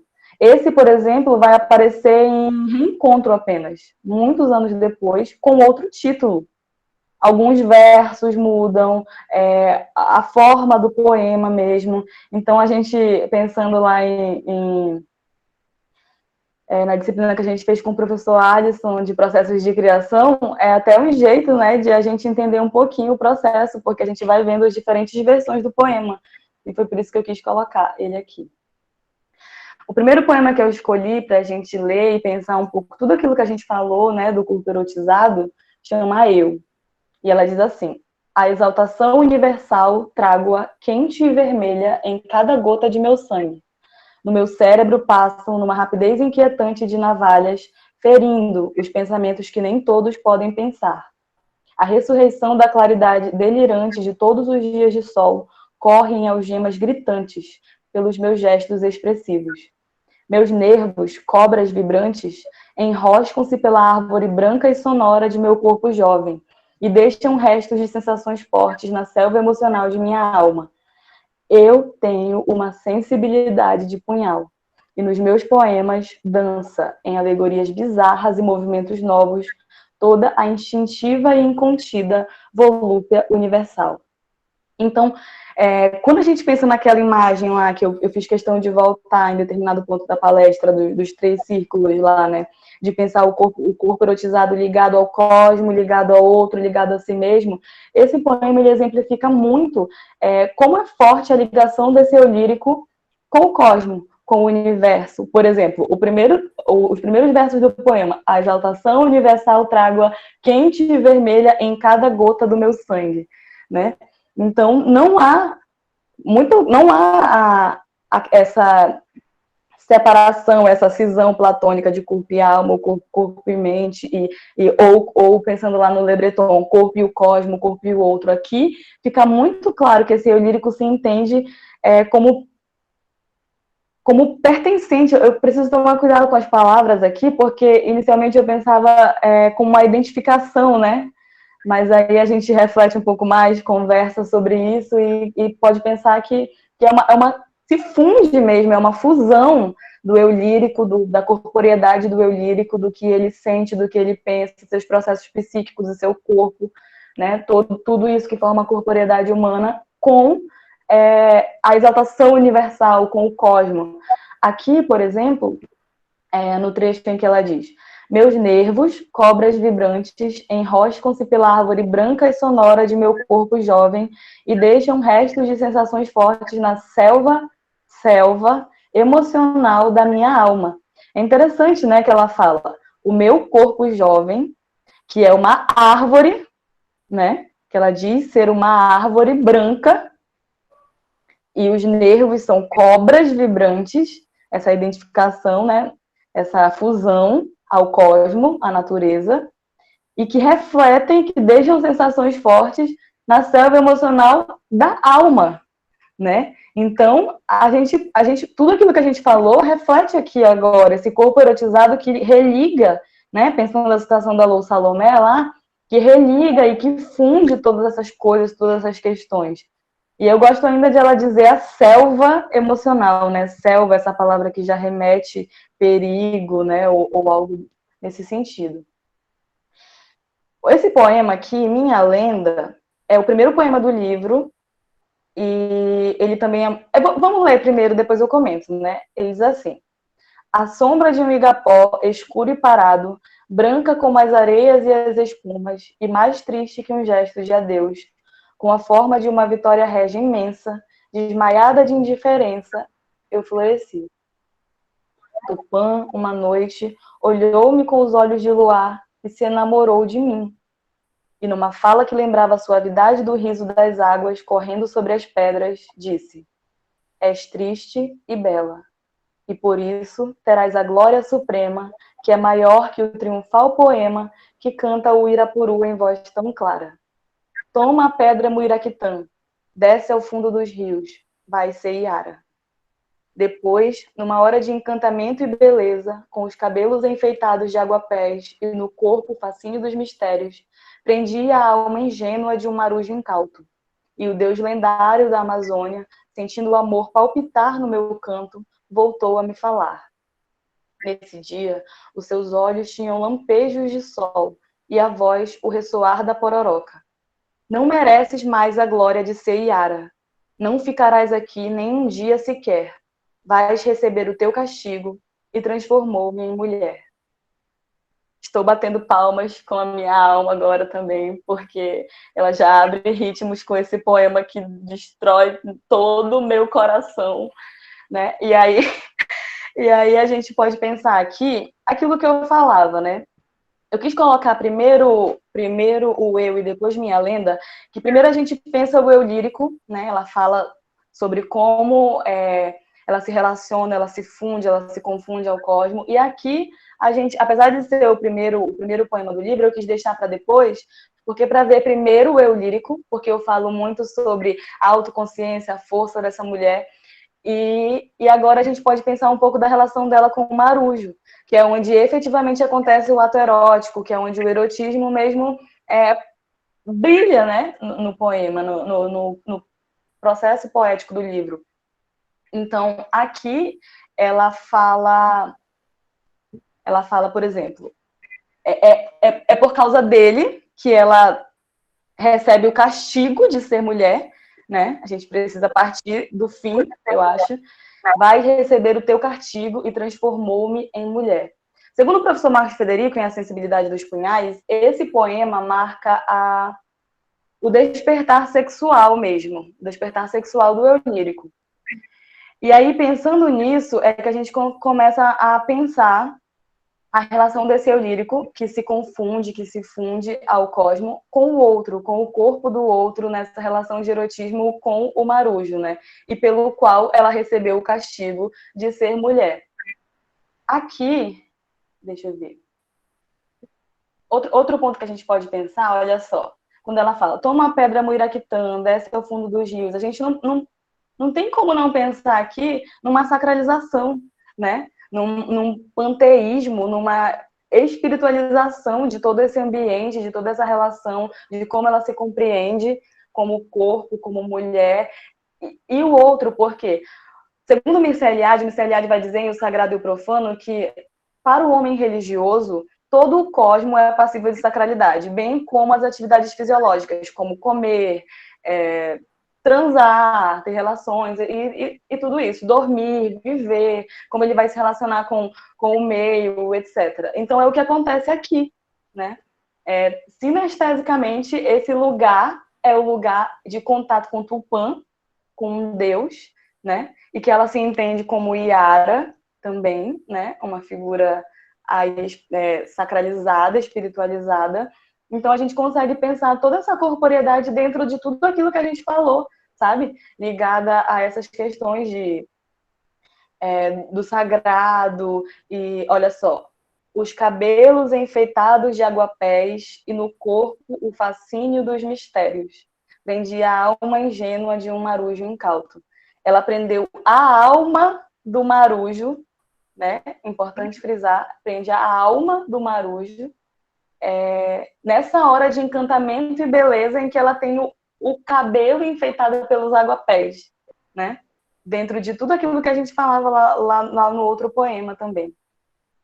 Aí, eu acho que símbolo, esse próximo poema aí, deixa isso tudo um pouquinho mais claro, para a gente fechar isso que a gente está falando. Ela diz assim, é porque nasci no Amazonas que tenho a alegria das cachoeiras, a minha voz, o ritmo das águas rolando sobre as pedras, e os meus olhos são 2 muiraquitãs, com a fosforescência dos olhos das onças, e que os meus cabelos têm o reflexo do sol na escuridão das matas, e o perfume agreste das orquídeas, que as minhas mãos sugerem gaivotas, voando pelas praias, ou lenços brancos dizendo adeus a quem se vai, que meus versos têm a sonoridade do canto dos pássaros, e o meu riso a suavidade das espumas.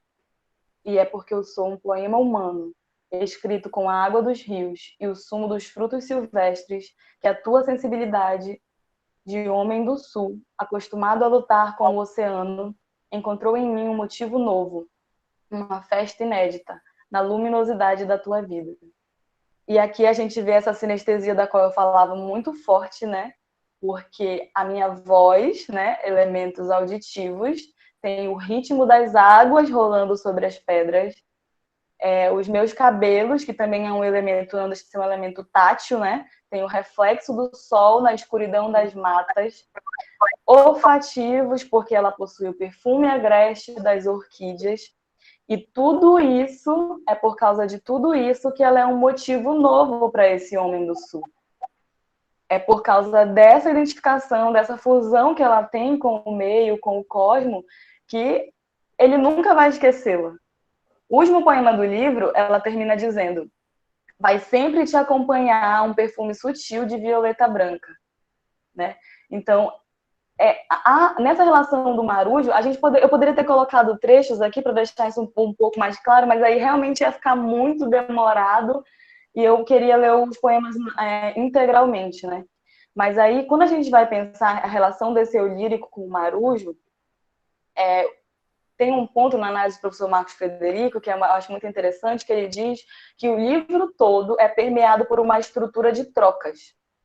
E aí ele fala assim, o próprio ato de amar um marujo é uma troca, é uma forma de você se espelhar no outro.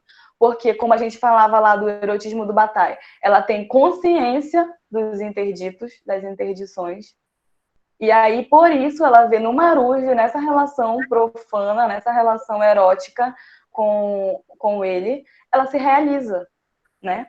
Porque o professor Marcos Frederico vai dizer, ele, por ser marinheiro, em vários portos ele vai conhecer várias mulheres. E sabendo disso, tem poemas que ela deixa isso claro, ele vai por vários portos conhecer várias mulheres. Ela, na verdade, quer ser possuída por vários homens.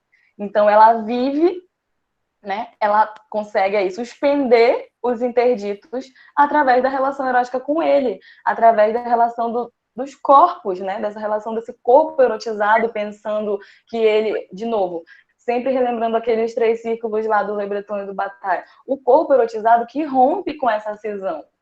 Nessa relação com o outro, no caso aqui com o Marujo, nessa relação consigo mesmo, né, que é como ela se identifica e se descreve aqui, né, usando metáforas, elementos da floresta, metaforizando, né, para se descrever. É por isso, nessa relação com ele, que acontece, entendeu? Que acontece todo o boom erótico do poema. E aí, a gente pode ver aqui, se ainda dá tempo, eu acho, né? Só para falar um pouco sobre essa sacralização, rapidinho, que ela diz assim, evocação. Quando ele voltar, não mais verá lágrimas nos meus olhos. Aquilo que a gente falava, né? Ele vai embora, ela ama alguém que vai embora, o marujo é alguém que vai embora. Nem sentirá mais em mim o perfume evocativo das violetas murchas. Quando ele voltar, meus olhos serão 2 rasgões de luar, e o meu perfume, o do trigo maduro e das uvas machucadas à pressão dos dedos que acariciaram rosas.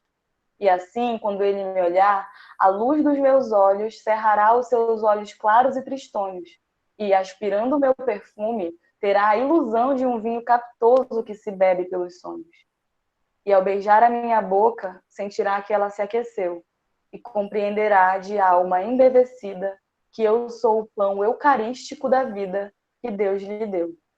Então, esse último trecho aqui, ao beijar a minha boca no ato erótico, portanto, corporal, pensando o corpo, né? O corpo erotizado, é que ele compreenderá de alma embevecida. E aí, por isso a gente falou de a gente ir de encontro a esse pensamento de cisão, porque fica muito claro aqui que ela vai num caminho oposto, né? Que ela religa, né? No círculozinho lá do Le Breton, o corpo, o cosmo, o outro e si mesma, né? Que eu sou o pão eucarístico da vida que Deus lhe deu. O pão eucarístico é o corpo de Cristo, né? E ela se descreve como o pão eucarístico da vida que Deus lhe deu. Então há aí uma inegável sacralização desse ato erótico, dessa entrega, dessa conjunção, né, que vai além da carnal, da corporal, porque ele compreende de alma embevecida que ela é o pão eucarístico da vida. E aí, para finalizar, o poema que para mim é o poema mais, para mim, gente, para mim particularmente, quero frisar aqui para mim. Meus colegas de mestrado sabem que eu tenho uma relação muito pessoal com essa obra. Então, eu estou dizendo mesmo, para mim é o poema mais erótico do livro, em que ela vai dizer assim: poema das tuas mãos. As tuas mãos nervosas, quentes, largas, arpejam nos meus sentidos a música ideal da emoção. Para os teus dedos criadores, sou o piano mágico vibrando ao influxo de tua ardente inquietação. Tuas mãos frementes arrancam angústias sonorizadas de meus nervos, se retesam como cordas harmoniosas. Tuas mãos imperiosas, tuas mãos rebeldes, cantam silenciosos aleluias de gestos quando compõem poemas de volúpia. Gritos incontidos de alegria pagã, correndo ligeiras, leves, torturantes no teclado branco de meu corpo. Então aqui é o contato mesmo, né, entre os dois, corporal, Mas o que eu acho interessante nesse poema é que, apesar de ser o poema das tuas mãos, todas as sensações são as sensações dela que importam aqui, né? As tuas mãos nervosas arpejam nos meus sentidos. Para os teus dedos criadores sou o piano mágico vibrando. Tuas mãos arrancam angústia sonorizada dos meus nervos. Tuas mãos imperiosas, o teclado branco do meu corpo.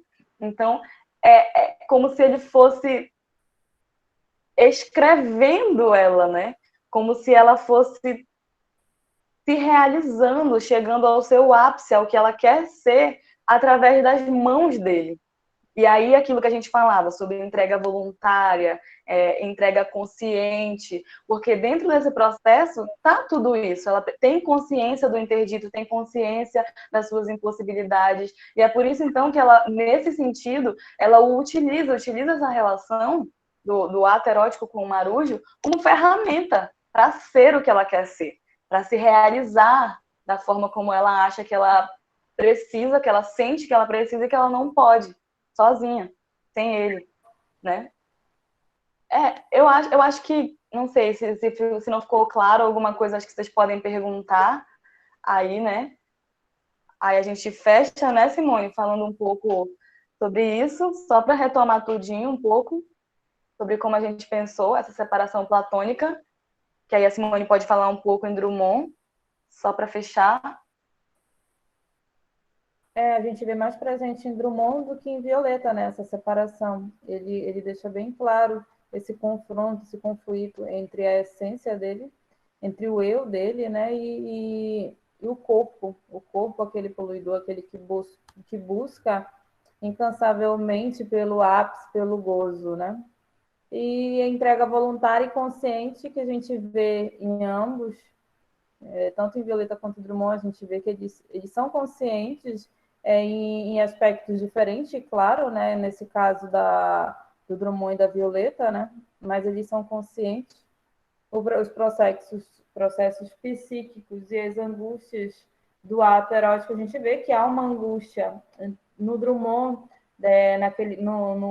no poema Um Minuto Depois, para aquela angústia de não conseguir a união, né, dos dois, o casamento, que eu acho fantástico ele falar o casamento floral, e aí há uma angústia, né, que mesmo que aconteça o ápice, mas ainda assim não consegue atingir a continuidade. E a sacralização que também a gente vê nos dois, né?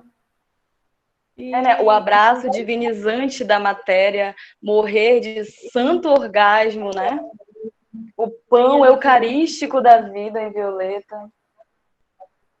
Fusão com o cosmos a gente já vê mais na Violeta, né? Mais presente.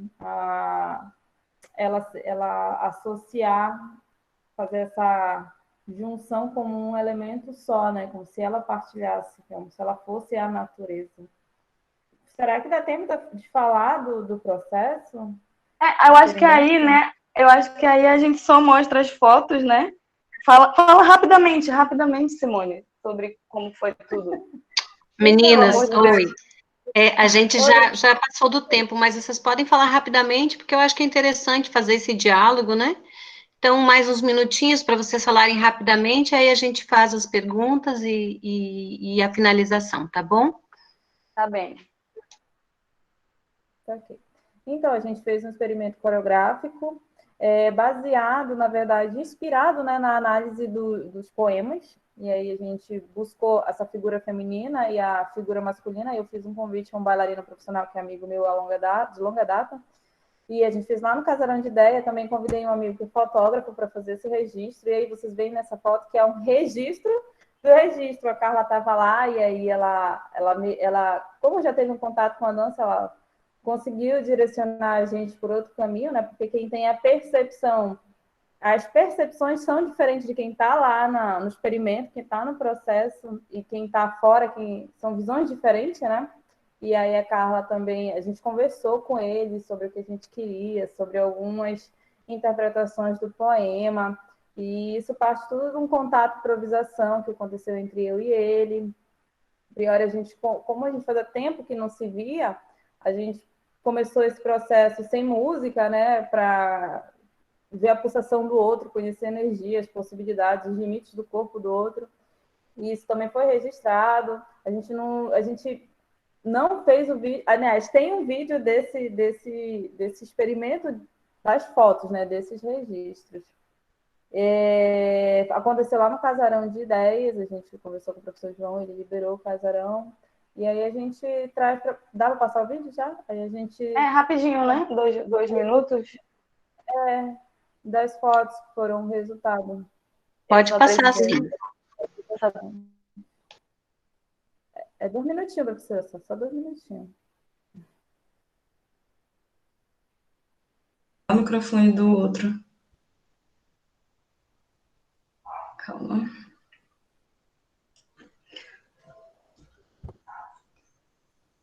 Aí tu me confirma aí se tá dando para ver, ouvir.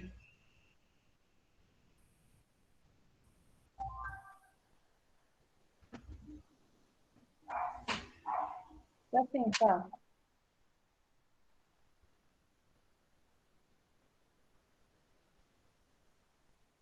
Durante o processo, a Carla também fez a leitura, né, de alguns poemas.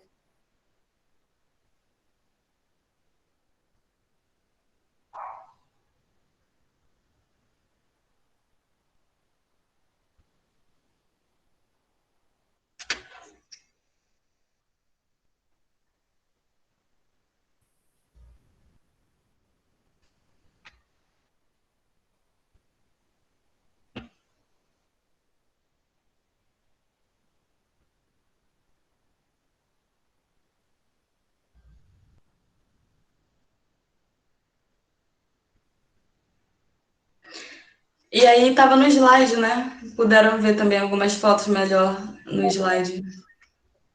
E do lado dos poemas que as inspiraram, que é ainda melhor.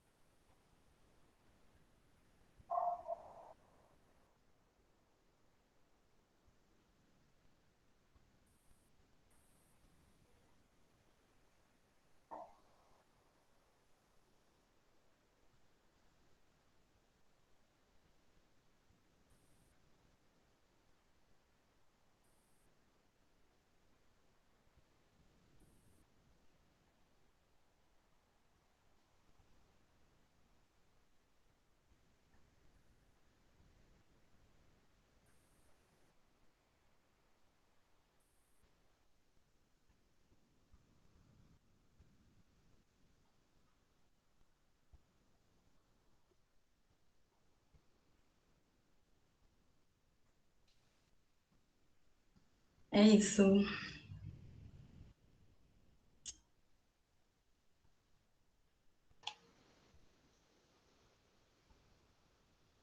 Ótimo, meninas, parabéns. Olha que interessante o material de vocês. Tá todo mundo aqui parabenizando, né, os colegas de vocês, pela palestra, né, pelo excelente trabalho que vocês fizeram. E dá para, né, você vê Simone discutindo, né, Drummond, e Carla discutindo Violeta Branca, mas vocês conseguiram trazer, né, um olhar para os dois de modo a compará-los, e não é uma coisa muito fácil, né, porque por mais que vocês tenham um ponto em comum, uma temática comum, uma crítica temática, que é pensar o erotismo, vocês têm momentos diferentes, espaços diferentes, né, essa coisa do eu lírico que se assume feminino, que se assume masculino, e isso passa a ser um desafio, né, para não cometer erros de análise, porque vai ficando complicado, né, quem é E aí, muito essa coisa, que é uma pergunta básica, uma questão básica, que nós sempre fazemos em literatura, de não confundir o autor, né, com o eu lírico, ou com o narrador na prosa, mas, ao mesmo tempo, parece que esse limiar sempre é muito pequeno quando nós produzimos as nossas análises. Então, parabéns pela análise de vocês, também parabéns pela trajetória que vocês estão fazendo nessa construção teórica, que está muito consistente, né, que está muito clara na cabeça de vocês. Estudar erotismo, estudar Bataille não é uma coisa muito simples, né? A gente sabe que às vezes o texto, você pensa que está lendo poesia, né? Porque o texto ele está fluindo tanto, mas você precisa de algo mais palpável. Mas não é palpável, né? Quando a gente discute o erotismo, você percebe que os conceitos, eles não são palpáveis, né? Eles são fluidos, e eles vão se transformando quanto mais o processo de leitura vai se construindo. E vocês estão muito firmes nesse processo, é muito legal ver. Eu estou aqui, né, pensando, e aí a Simone me perdoe, né, porque eu penso muito na Carla, porque eu acompanhei a trajetória dela também, né? Porque eu vejo, assim, esse amadurecimento, é muito importante que esse amadurecimento venha, tá? Eu vou aqui, tem uma pergunta da Jussiane, e eu vou fazer essa pergunta para vocês, ela está parabenizando vocês, também lembrando da paixão da Carla, a Luciane foi banca da Carla, né, na defesa de graduação, e aí ela pergunta, né, e certamente essa pergunta da Jussiane, e aí a Jussiane me corrija se eu estiver supondo errado, ela vem muito pelo fato de que você mostra essa paixão pelo texto, que é o que a Simone também faz, e aí a pergunta pode se estender a Simone também, né? Quando a gente lê a poesia e percebe esse erotismo se manifestando de uma forma, né, tão artística, a gente, às vezes, não consegue dividir esta admiração, que aí é a pergunta dela, né? Como dividir essa admiração tão subjetivamente marcante e o trabalho desenvolvido na dissertação, né? A pergunta veio para Carla, mas eu acho que tem tudo a ver também com a Simone, e vocês duas podem responder, tá bom? Quem responde primeiro? Pergunta difícil, né, Luciane? Posso falar, amiga, primeiro? Tá me ouvindo? Vocês estão me ouvindo? Pode falar, Carla. Pode sim. Então, quando eu estava escrevendo, eu queria citar aqui um acontecimento. Quando eu estava escrevendo o meu TCC, eu coloquei algo assim no meu artigo. Eu quero dizer que o verso é belo, o poema é belo. Aí a professora Elaine me chamou assim na correção, na orientação, e disse assim, é belo por quê? Você está estudando esteticamente? Você tem alguém para basear o que você está dizendo? E aí eu comecei a pensar tudo isso, né? Então eu acho que para separar essa paixão subjetiva, você precisa estar muito bem embasado, né? No mínimo, no mínimo. Porque aí você embasa o que você quer dizer subjetivamente, e é como um pouco do que a professora Elaine estava falando. O próprio conceito de erotismo é um pouco subjetivo mesmo, ainda mais ao estudar o erotismo batailleano, não tem como fugir disso. Mas eu acho que é isso. O caminho que, pelo menos, eu aprendi com esse amadurecimento mesmo, e foi um caminho, assim, doloroso, doloroso mesmo, de ir aprendendo a olhar com um pouco mais com um pouco mais não, né? Com muito mais cientificidade mesmo para o poema, para o trabalho. Apesar de que, ao estudar literatura, principalmente poesia e análise literária, né? Acaba que dá uma margem para a gente, mesmo no texto, né? Ser um pouco mais literário, um pouco mais poético, mas eu acho que para não cair mesmo num lugar perigoso, é só embasar, deixar tudo muito bem embasado mesmo. Você saber quem você tá, onde você tá pisando, quem é que tá falando junto com você. Porque aí qualquer coisa vai reclamar com Bataille, né? Perfeito, cara. Joia, fechou, Carla? Aí a Simone, fique à vontade, Simone. Obrigada, professora. Então, eu concordo com a Carlinha, concordo plenamente. Eu tive até certa dificuldade, porque quando eu comecei a pesquisar sobre a vida e a obra dele, do Drummond, E aí eu comecei, o professor Alisson, que é meu orientador, até me corrigiu, que eu já chamava ele de Carlinhos, sabe? Eu já criava essa atividade, evita, aí é verdade. E aí a gente começa a empregar alguns aspectos que a gente conhece da vida dele e começa a viajar mesmo. Tipo, olha, é por isso que ele escreveu desse jeito, é por isso que ele escreveu daquele jeito. E começa realmente a misturar o eu lírico com o poeta, o que logo no início eu fiz muito. Quando eu comecei a analisar, eu tive muita dificuldade quanto a isso. Mas realmente, se a gente busca teóricos que já fizeram análises, né, não precisa ser necessariamente daquela obra, porque no meu caso de corpo, é uma obra que foi pouco explorada até agora. Assim, poemas avulsos foram analisados, né? E como não trata como o da Carlinha, né, que é uma obra contínua, os poemas todos estão tratando de um mesmo eu lírico.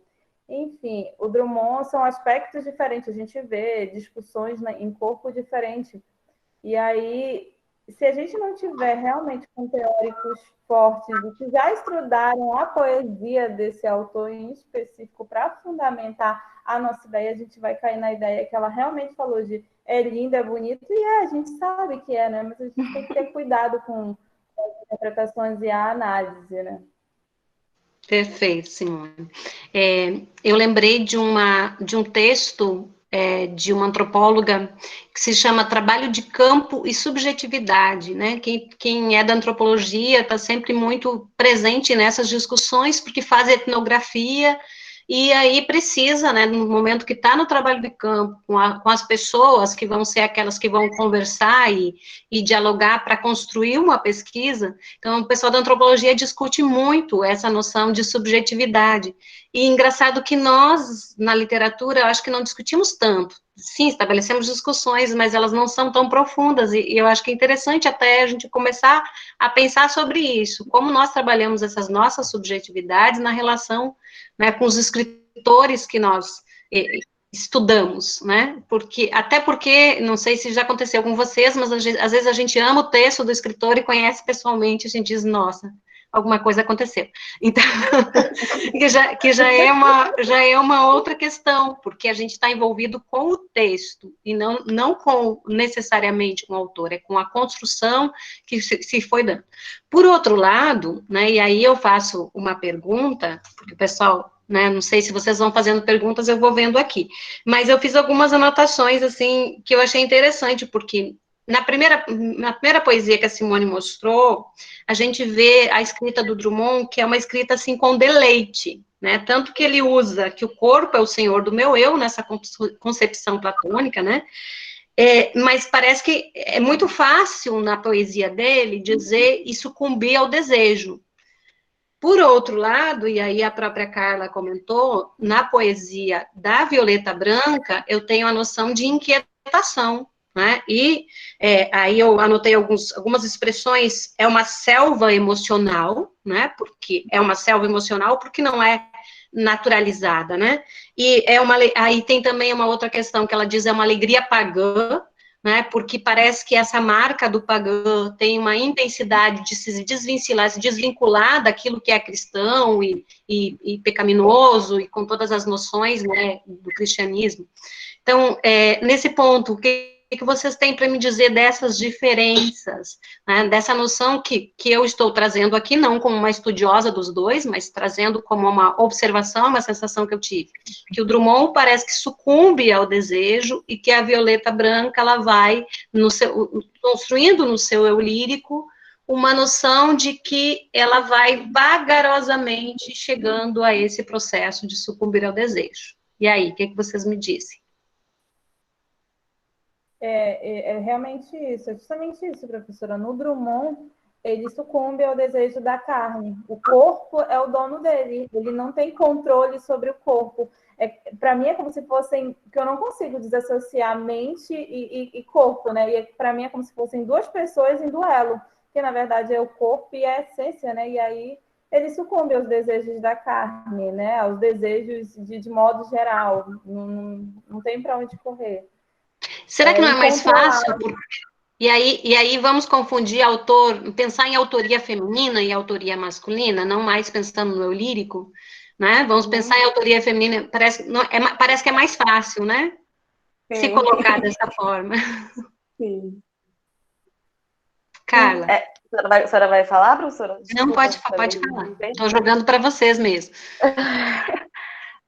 Bem, realmente, eu acho que esse, né, falar dessa cisão de corpo e alma da forma como o eu lírico se entrega a esses processos, da forma como ele constrói esse corpo erotizado, é o que deixou mais interessante pensar Violeta Branca e Drummond, né? Quando a gente pega os poemas e vai lendo e vai sentindo como é construído, também por causa de um pouco, né, não tem como negar, inegavelmente por causa daquilo do que a Simone falou, que em Ritmos de Inquieta Alegria há um percurso poético, né? Todo o livro é uma estruturação da construção de uma relação erótica com o Marujo. E aí a gente vai descobrindo de que forma se dá essa relação. Por exemplo, sendo tentando ser bem exata, assim, o primeiro poema, ela o conhece. Ela desperta sexualmente, segundo o professor Márcio Frederico, né? Ela desperta por Tupã, por tê-lo conhecido. E aí, em todo o processo do livro, é que vai se estabelecendo também essa relação de eu consigo mesmo. A gente entende quem é essa mulher, a sua força, as características da sua autoconsciência, e, enfim, entre outras coisas. E aí, dentro disso, né, essa relação dela com o Marujo, que para mim, né, analisando assim os poemas, alguns que inclusive nem estaram lá, mas eu acho que deu para ficar um pouco evidenciado isso, ela utiliza, né? Ela utiliza para seus próprios fins, assim como o erotismo faz, né, com o ato erótico. Então, talvez seja por isso, né? Por causa toda essa construção que há em Violeta e não há em Drummond, né? Que é outro modo. Também porque não, é um eu lírico feminino, né? É uma mulher ao se relacionar com um homem, e aí não tem como não pensar erotismo e interdito, tudo que a gente falou, também por isso, essa diferença, né? E aí lá Drummond, um homem, né, que deseja essa mulher e que faz essa cisão de corpo e alma, essas migalhas, ai de nós, a gente só tem as migalhas, entendeu? E é por isso que, meu Deus, esse poema é muito lindo, e é por isso que a Volúpia é triste um minuto depois do êxtase. Então, eu acho que é um pouco por causa disso, né? Essa diferença aí. Legal, meninas, ótimo, obrigada pelas respostas. Aqui, a Mariana está fazendo uma pergunta, ela diz o seguinte: gostaria de saber se houve alguma aproximação teórica com os pensadores que comentam sobre fotografia na construção do experimento realizado. Quais os processos para a criação desse experimento? E aí, agradecimento à palestra de vocês. Aproveitar, o professor Alisson está parabenizando também, né, agradecendo e dizendo que está precisando sair. Obrigada, Alisson. Então, professora, a fotografia, na verdade, foi mais para um registro, né? A gente utiliza ela como registro e não fez nenhum estudo, nenhuma construção específica, não. Foi mais para registrar e ter arquivado, porque, na verdade, eu utilizei ela como um fragmento para o meu próprio experimento, quando eu for fazer as adaptações do meu texto, da obra Corpo, para o espetáculo de dança. E daí a gente já uniu os dois, né? Qual foi a outra? Quais os processos de criação, experimento? Qual foi a outra pergunta? Foi essa? Só?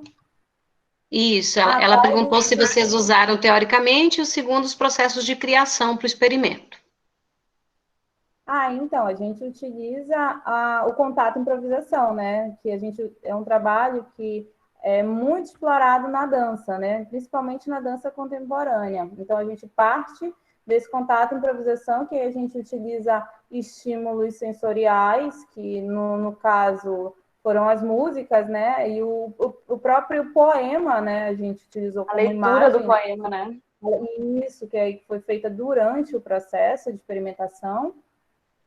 E foi isso, a técnica, né?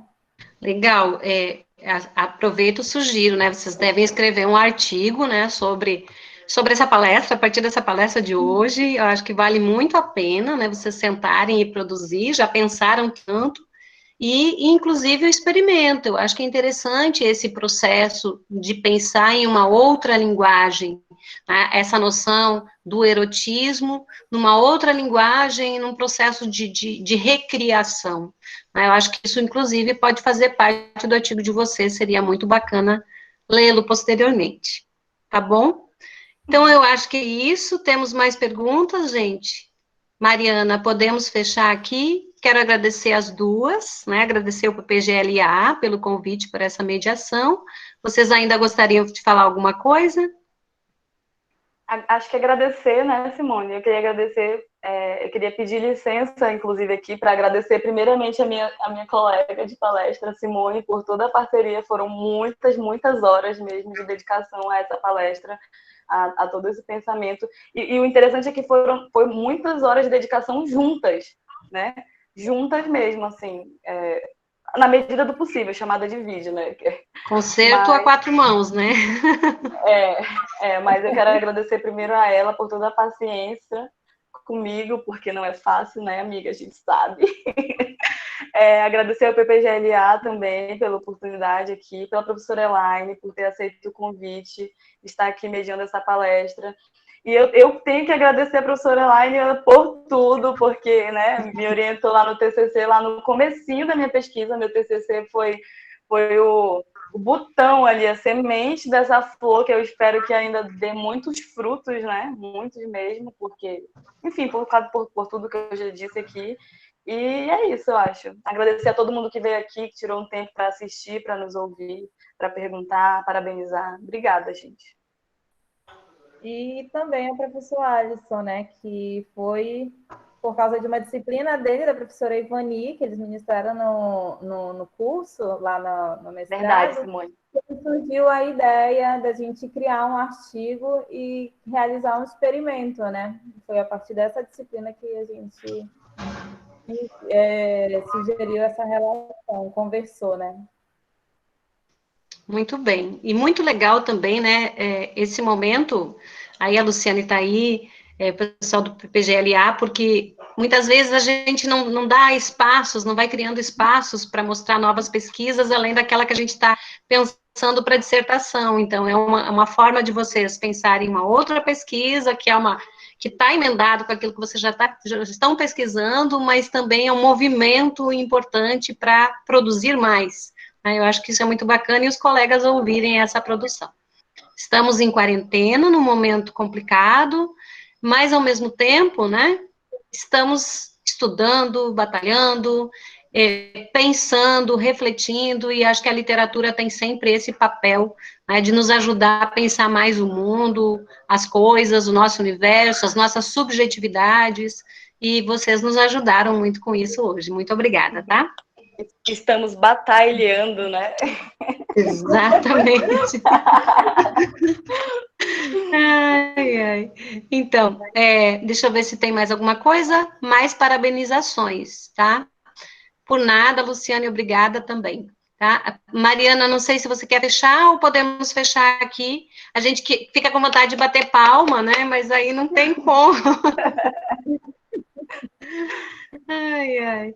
Então, podemos fechar, tá? Obrigada, meninas, obrigada a todos que participaram, né, deste momento, socializando, então, as pesquisas e produzindo um pouco mais no Amazonas, no Brasil. Estamos aí, tá? Um abraço a todos vocês. Abraço, professor. Tchau. Tchau.